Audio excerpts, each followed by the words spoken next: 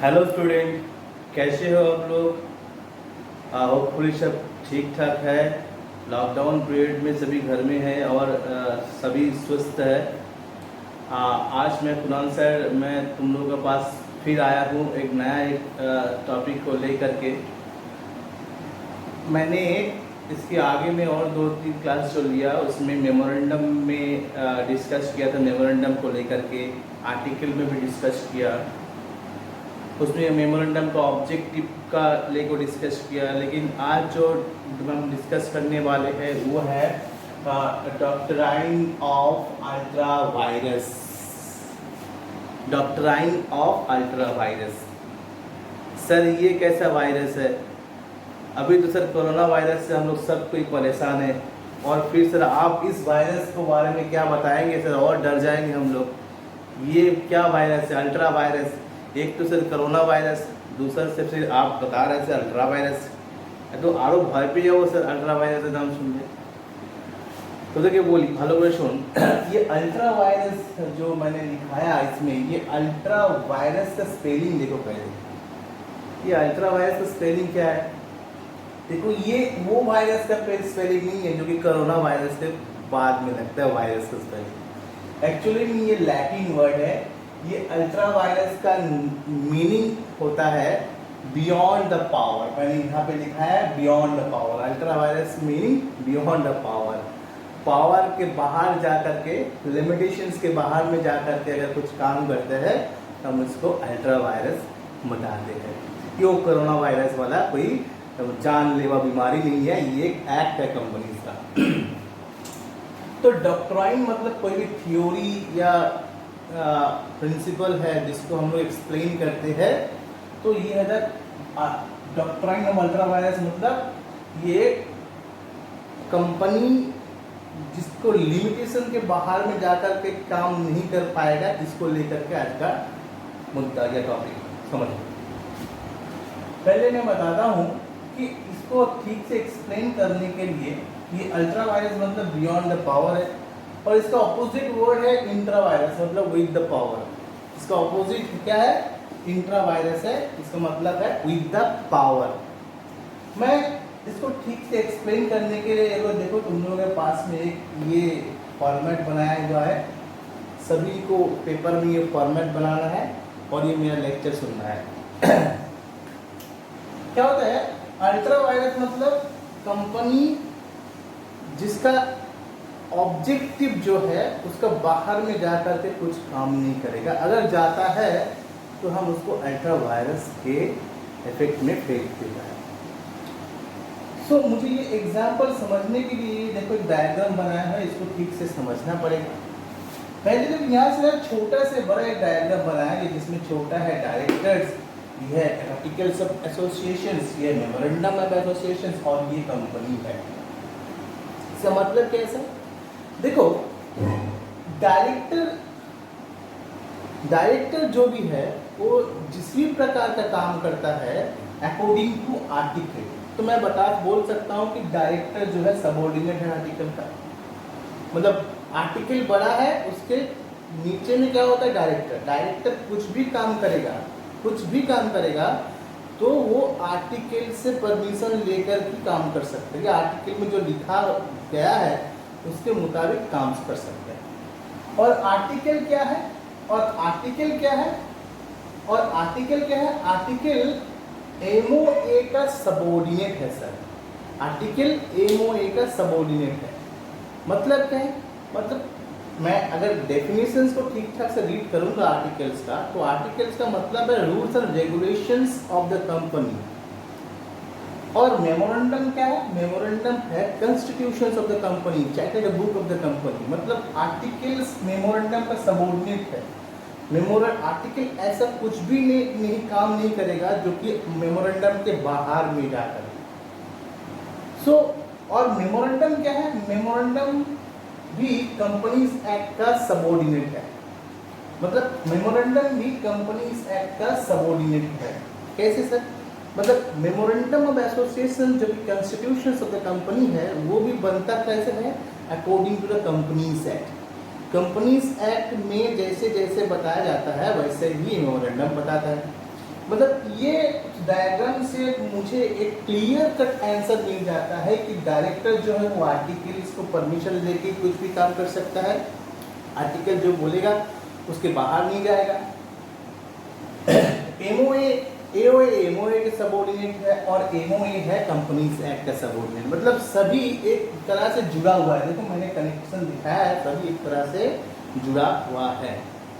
लेकिन ये बात कहाँ आता है कि सर बियॉन्ड द पावर कैसे जाएंगे हम लोग? मान लो मैं एग्जांपल के तौर से इधर बताता हूँ, मैं इधर बताता हूँ, इधर लोग, हाँ ठीक है। मान लो आर्टिकल में एक प्रोविजन था, कैसा प्रोविजन कि डायरेक्टर वो 5 लाख तक ही बोरोइंग कर सकता है।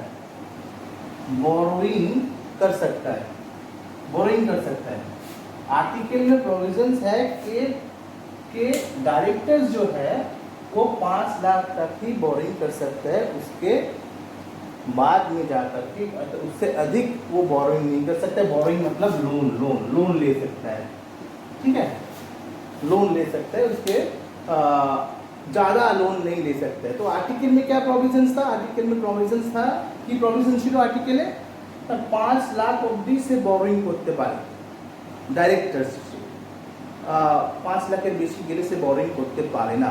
এখন কোনো একজন ডাইরেক্টর সে কি করেছে 7 লাখ বোরিং করে নিয়েছে, 7 লাখ বোরিং করেছে, 7 লাখ বোরিং করেছে। তাহলে আর্টিকেলে লেখা ছিল কত? আর্টিকেলে লেখা ছিল 5 লাখ, কিন্তু সেই डायरेक्टर्स কত করেছে? 7 लाख। তার মানে से आर्टिकल से जो लिखा ছিল, आर्टिकल्स में जो लिखा गया था उससे अधिक बोरोइंग कर लिया, लोन ले लिया, तो सर ये क्या होगा? ये हो जाएगा अल्ट्रा वायरस इफेक्ट, और अल्ट्रा वायरस ट्रांजैक्शंस बोल जाता है इसको। मतलब यही है अल्ट्रा वायरस, जो कि बियॉन्ड द पावर। आर्टिकल्स में था कुछ, लेकिन उन्होंने उठाया 7 लाख, आर्टिकल में था 5 लाख, तो आर्टिकल्स को जितना लिमिटेशंस था 5 लाख से अधिक वो बोरिंग कर लिया है, तो इसको हम लोग बता देते हैं अल्ट्रा वायरस इफेक्ट। लेकिन फिर इंट्रा वायरस क्या होता है? देखो आर्टिकल ऑफ एसोसिएशन जो है, उसको हम रेट्रोस्पेक्टिव इफेक्ट दे सकते हैं।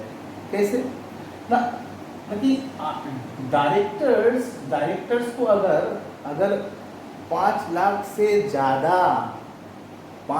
से ज़्यादा बोरोइंग करना है, क्योंकि 5 लाख तक तो उसका है प्रोविजंस, 5 लाख से ज़्यादा करना है तो डायरेक्टर्स को पहले जनरल मीटिंग में रिजोल्यूशंस लेना पड़ेगा। उसके बाद वो अपना जो 5 लाख है उसको 7 लाख में कन्वर्ट कर सकते हैं रिजोल्यूशन लेकर के, क्योंकि अल्टरेशंस ऑफ आर्टिकल्स में ऐसे बताया गया है। लेकिन अगर कोई डायरेक्टर्स बिना रिजोल्यूशंस लिए डायरेक्टली 7 लाख को बोरोइंग करता है तो वो बियॉन्ड द पावर चला जाएगा, आर्टिकल्स का। लेकिन आर्टिकल्स में ये रास्ता है कि अगर वो डायरेक्टर चाहेगा तो आर्टिकल्स को रिवाइज रेट्रोस्पेक्टिव इफेक्ट दे करके आर्टिकल्स को ये मंजूर करा सकता है कि वो 7 लाख रुपये क्या बोरिंग कर सकते हैं। मतलब आर्टिकल्स को मैं रेट्रोस्पेक्टिव दे करके चेंज कर सकता हूँ। तो अगर मैंने रेट्रोस्पेक्टिव दे करके चेंज कर लिया, মানে আমরা আগের এফেক্ট দিয়ে যদি চেঞ্জ করে নিতে পারি তাহলে সেই এফেক্টটা বিয়ন্ড হলো না, সেই এফেক্টটা হলো इंट्रा वायरस इफेक्ट। मतलब उसको जम करके उसका जो लिमिटेशन है उसको तोड़ करके जाता है तो बियॉन्ड, लेकिन उसके अंदर में रह करके अगर काम करवा लेता है तो वो हो जाता है इंट्रा वायरस इफेक्ट। मैं इसको और थोड़ा सा तुम लोगों के पास इजी करने के लिए मैं एक फैमिली का एग्जांपल लेता हूँ, जो कि क्लियर कट एकदम हो जाएगा, एकदम সাদা জলের মতো পরিষ্কার হয়ে যাবে যে अल्ट्रा वायरस ব্যাপারটা কি বা इंट्रा वायरस ব্যাপারটা কি, क्या है ये अल्ट्रा और इंट्रा वायरस इफेक्ट। तो देखो मैं फैमिली एग्जांपल बताने वाला हूँ, ये लॉ में लिखा गया नहीं, ये सब एग्जांपल्स है मेरे तरफ से।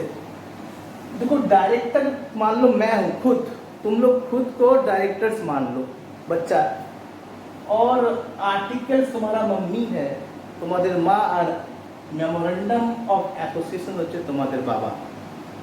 তাহলে যদি তুমি এমন কোনো কাজ করো যেটা মায়ের বিরুদ্ধে গিয়ে থাকে, তাহলে সেটা হয়ে গেল কি আলট্রা ভায়োলেট इफेक्ट। কিন্তু মাকে যদি সেই কাজটা করার পর যদি সल्व करो, मम्मी को अगर तुम लोग क्या करता है, कन्विंस कर लेता है, ठीक है मम्मी हो गया, गलती है, माफ कर दीजिए, तो वो हो जाएगा। अगर मम्मी ने माफी दे दिया तो वो हो जाएगा इंट्रावायरस ट्रांजैक्शन इफेक्ट। लेकिन ऐसा कुछ भी काम करेगा जो कि फादर, ये एमओए को क्या बताया था मैंने, फादर्स को बियॉन्ड में पापा का लिमिटेशंस के बाहर में जाकर कुछ काम कर रहा है, तो वो हो जाएगा ultra vires effect of MOA. पापा वो कभी भी कंसीडर नहीं करेगा और तुमको डायरेक्टली क्या करेगा, वो अल्ट्रा वायरस टू एमओए में डाल देगा। तो ये होता है इंट्रा वायरस और अल्ट्रा वायरस इफेक्ट। इसको और थोड़ा समझने के लिए मुझे एक एग्जांपल लेना पड़ेगा। अल्ट्रा वायरस टू एमओए,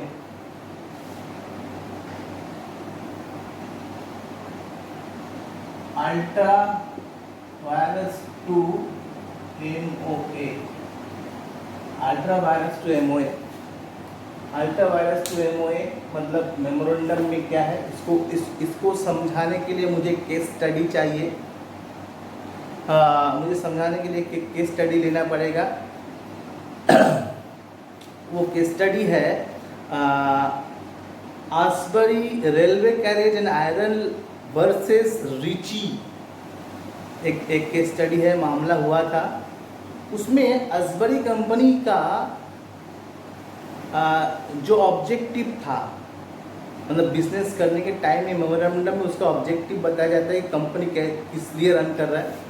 तो असबरी कंपनी रेलवे कैरेज का जो एक्चुअली में बिजनेस था वो था वैगन तैयार करना, रेलवे वैगन तैयार करना और उस वैगन को लीज पे देना, ये सब उसका था, बिजनेस था।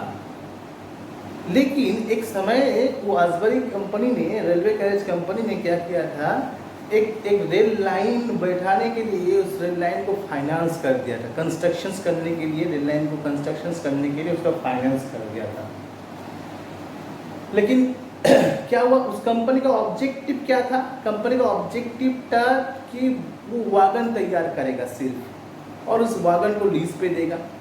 लेकिन कंपनी का शेयर होल्डर को जब पता चला कि कंपनी क्या कर रहा है, वागन तैयार नहीं कर रहा है, उसके बाद भी वो अपना पैसा कहाँ पे लगा रहा है, फाइनेंस कर रहा है कंपनी रेलवे लाइन को बिठाने के लिए, कंस्ट्रक्शंस करने के लिए। एक रेलवे लाइन যেটা কিনা বসাবার জন্য ফাইন্যান্স করেছিল আসবারি কোম্পানি লিমিটেড। তো তার উপরে কেস হয়ে গেছিল। তো কোম্পানি लॉर्ड हाउस যেটা আমাদের ऑर्डर দেয়, लॉर्ड हाउस जो है वो ऑर्डर दिया है कंपनी ऐसा कोई भी काम नहीं करेगा जो कि मेमोरेंडम के बाहर में हो। मतलब मेमोरेंडम के बाहर में अगर मेमोरेंडम पे जो लिखा गया है ऑब्जेक्टिव में, वो ऑब्जेक्टिव ही को आपको मान के चलना पड़ेगा। अगर उस ऑब्जेक्टिव के बाहर में जाकर के कुछ काम करता है तो वो हो जाएगा अल्ट्रा वायरस टू एमओए। जैसे कि हम लोग असबरी कंपनी में देखा, ये कैरेज, ये असबरी कंपनी का रेलवे कैरेज जो है, ये क्या था, ये असबरी कंपनी का वैगन का बिजनेस था। लेकिन कंपनी ने क्या किया, कंपनी ने किया कि अपना जो पैसा है उसको फाइनेंस में लगा दिया, किसमें, रेलवे ट्रैक बनाने के लिए। अब जब वो मामला सामने में आया तो वो बताया कि ठीक है मैं तो गलती कर दिया हूँ, मैं मेमोरेंडम को रेट्रोस्पेक्टिव इफेक्ट दे देता हूँ। लेकिन ध्यान रखना पड़ेगा, मेमोरेंडम में रेट्रोस्पेक्टिव इफेक्ट बोल के कुछ भी नहीं होता है, उसे प्रोस्पेक्टिव इफेक्ट होता है। तुम लोग डाउट हो जाएगा कि ये आपने सब बताया था आर्टिकल में रेट्रोस्पेक्टिव इफेक्ट हो गया था कि रेजोल्यूशन नहीं लिया था, उसके बाद में 7,000 उठाया, फिर रेट्रोस्पेक्टिव दे करके उसको इंट्रावायरस में कन्वर्ट कर दिया। लेकिन यहाँ पे इंट्रावायरस में कन्वर्ट नहीं होता है, क्योंकि आर्टिकल्स में जो था उसको हम लोग रेट्रोस्पेक्टिव इफेक्ट दे सकते हैं, लेकिन मेमोरेंडम में हम रेट्रोस्पेक्टिव इफेक्ट नहीं दे सकते हैं, वो सिर्फ प्रोस्पेक्टिव से इफेक्ट ही हम लोग दे सकते हैं। तो ये क्लियर है कि मेमोरेंडम में जो लिखा रहेगा उसके बाहर में जा कर के हम कुछ भी काम नहीं कर सकते। अगर कुछ करता है तो उस पर बोला जाता है अल्ट्रा वायरस। 2MOA। आज के लिए इतना ही तक। सब घर में रहेगा, सुरक्षित रहेगा। और मैं एक सच बताऊँ, मैं बहुत मिस करता हूँ कॉलेज, मेरा कॉलीग्स, पर्टिकुलर बहुत सर है, मेरा सीनियर, मेरा मैडम, ये सभी मैडम है, SM ma'am, SJ ma'am, AS sir को बहुत मिस करता हूँ, तनवीर है, विनयदा है, सभी को मैं मिस करता हूँ। सबको मेरा विशेष रहेगा, सर आप लोग ठीक रहिए, मैं भी यहाँ पे ठीक हूँ। आज के लिए इतना ही तक। चलो टाटा, बाय बाय।